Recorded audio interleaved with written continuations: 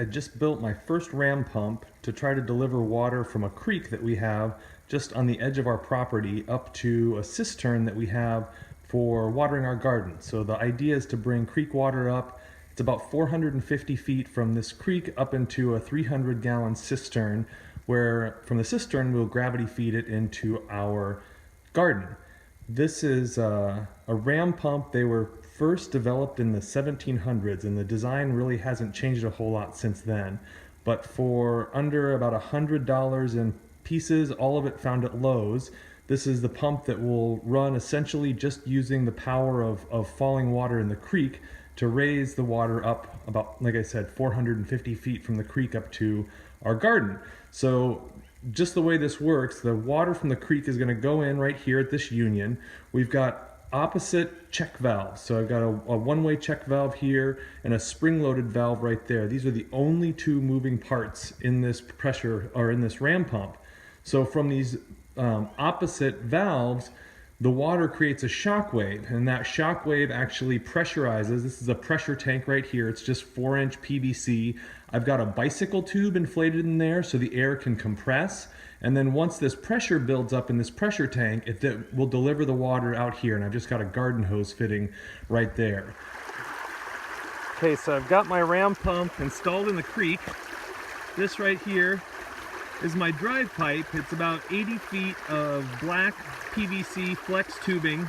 It goes all the way up this creek, where at the top I've got some hardware cloth as a screen to keep just leaves and every rocks and other debris out of this.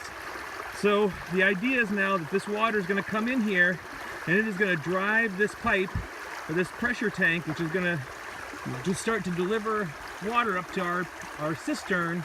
And I've got 500 feet of garden hose from this creek up to our cistern. So I'm going to see if I can get this working. Well, right now it looks like the pump is working.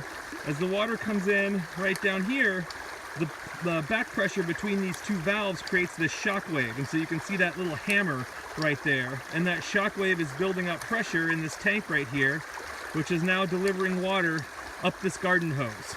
So at least from down here in the creek, it looks like everything is running, which honestly, I really gave myself about 50-50 chance that I would actually be able to pull this off. So I'm gonna go up and see if we've got water flowing. Well, here I am at the other end of the delivery pipe.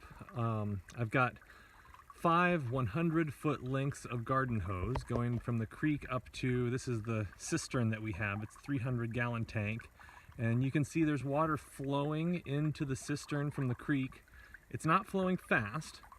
I measured the flow rate. It's about a gallon every 6 minutes, but there's only 2 moving parts in this entire system, bringing that water up from the creek to this cistern right here. So I can just leave that ram pump running non-stop, and it'll just kind of keep this tank full. And then from this tank, we just gravity feed over to our garden. And we're going to plant the garden this afternoon. So our entire garden irrigation system from source, which is a creek right down there, to our cistern, to the sink in the garden, is only 2 moving parts and 100% powered by gravity. So physics, pretty cool.